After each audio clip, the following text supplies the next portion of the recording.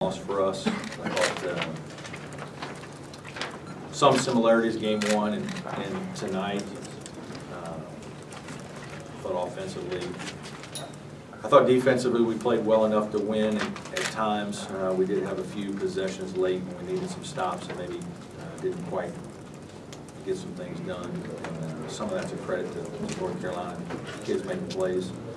But offensively in the first half, we just weren't in good sync. I thought we tried too hard, we were too impatient, and we just had a hard time relaxing and really just settling down. And we did a little bit better for a while there in the second half, and then we had another little cold stretch and a bad time late in the game, and they pulled away. And we just couldn't quite get over the hump. Question? Andre just said it was the kind of little things, missed free throws, late, offensive rebounds, things like that, that kind of built up throughout the game. We had, like, I look at some of our turnovers and they bother me because it's carelessness and it's poor decision making, and it just can't happen. And at this late in the season, we can't have those kind of turnovers. We're not good enough. If we have 16 turnover games against good teams, we're not going to win very many. And you know, we just, again, it's a mentality that we're trying to bring to the program. That's a fight every day in terms of understanding and valuing every possession and working, you know, to get good shots and working together to find a way to get our team the best shot possible, instead of getting a little antsy and putting our head down and going and trying to make a play that's not really there. And you know, I think that, you know, that's a small difference between us and North Carolina right now. Just feel that they're more comfortable in their system, the things they do in a crunch time situation, they do better. And you know, I think Kendall Marshall really helps that because his head is up all the time and he's finding guys in good positions. You know, Harrison Barnes played well tonight. It's funny. I didn't know how many points he had. I didn't think 20. I knew he had a good game. If I would be 14, 15, you know, it's a quiet, efficient 20 points, and that speaks to how much he's improved and how good he's becoming. After Dre got his first shot block, and it seemed like never, like the first game in Chapel Hill, never really got it going. Yeah, I don't know. I don't really know what happened with Dre a little bit. He didn't feel comfortable, didn't look comfortable, looked out of sorts a little bit. I thought he was too unselfish. Then later, you know, he caught the ball in pretty good positions, and he was feeding the ball out, and sometimes that's fine because there are guys that were open, but there are other times he's got to go take it and make a play. And I think this gets back to a little bit of the fact that Jure Grant's never been the primetime guy on any team I don't think he's ever played on. I think in high school he played with a lot of good players, his whole career at Clemson, and so, you know, there's a learning experience that comes with being in a big game and learning to go take it to people.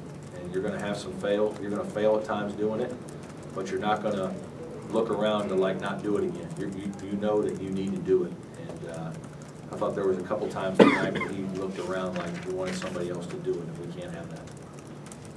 You had a couple of shots blocked early, I think, and shot altered. It looked like you sat him down and maybe, I don't know if you said to him, but I mean, how much was that stay size more aggressive. Just stay more aggressive. You know, well, I mean, you know, you do have to realize that. I mean, Tyler Zeller's 7 feet tall, and John Henson might as well be 8 feet tall. The guy's arms are as long as anybody, and he's athletic, so he closes, and they challenge everything. And so it allows their defense to be aggressive on the outside, because if you go by, they're shot blockers, and if you throw it inside, it's one-on-one in the post, and your post guys have got to be able to make plays, and if they can't, you know, it's hard to score against them. That's just, it's the nature and luxury of having two shot blockers. You know, Jure helps us that way sometimes defensively in certain games, and but those guys, they can put two out there at times. And you know, it's a factor.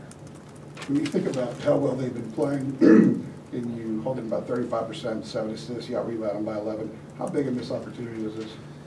It was a missed opportunity, and I told our guys that we should be disappointed. We had you know, but we've played pretty well here recently, and you know, again, I can't fault our guys' effort. When you look at the way the stats of the game were, I mean, we played every bit as hard as anybody could have played against them. And we out-rebounded them. Our defense was good. Our energy was good. Our rotations were good. Our attention to detail was good defensively. It just gets to, when you get to the highest level and going from being pretty good to really good, everything's got to be, you got to be clicking on all cylinders. And offensively, you know, this is where we weren't there tonight. And to win on the road in some of these tough venues, that's what's really hard, and is to be able to click offensively, you know, late in possessions, late in games, crunch time, and we're just not quite at that level. We have too many turnovers. We have a couple of impatient shots, and that's, I mean, it's a, you know, these games boil down to 2 or 3 possessions, and that's why you want to kick your guys and tell them, it's like, fellas, it's 2 or 3 possessions. We have to get shots. We have to take care of the ball. We have to be, you know, we have to understand a missed block out like that could be crucial. And again, I just thought North Carolina executed a little better than we did right down the stretch. The biggest 2 possessions, were they you feel the Barnes dunk and then the Marshall steal that I feel like it kind of swung the game in their Those were 2 favor? big ones because it just, you know, it was going back and forth, and that allowed them to kind of jump into a position to where now, okay, maybe we're going to win this thing on the road now. And I think it gave them confidence. When you guys go through that stretch in the second half where maybe you guys would score, take the lead or tie it, and then they would respond on the other end with the basket, that Yeah. kind of take the wind out of the sails? A little bit, yeah. I mean, you got to expect these guys are going to make some plays too now. You know, it's like we make the run at the beginning of the second half and play well, and we're down 6, and we tie it, and then we go back and forth for a while, and then we take the lead by 1, and, you know, they're not going to go away now. You know, they were just in a very difficult situation Wednesday. I'm not sure that didn't probably help them a little bit for today in terms of going through it once. And then, so we knew that they weren't going away, and what we had to do was we had to continue to make some plays, and we just didn't make a couple. And again, that's the challenge of being really good. In 2 games, they've shot 34 more foul shots than you. Can you think of anybody else that's done that to you this year? You know, we fouled at the end, so there's probably eight of those free throws that are because we're fouling. So, you know, I thought the officiating was fine tonight. I don't think we had any problem with that. You know, there was 1 or 2 calls that were close. The one with Tanner, we wind up down to the shot clock, and Harrison Barnes gets to go to the free throw line and bail out. You know, I don't know if that was a foul or not, but those are the ones that you just can't make because they're on the road. They're not going to score. You've got them stopped. They have nothing going, and then, you know, there's a little reach foul or whatever at the end of the shot clock. Those just, like, that's defensive discipline.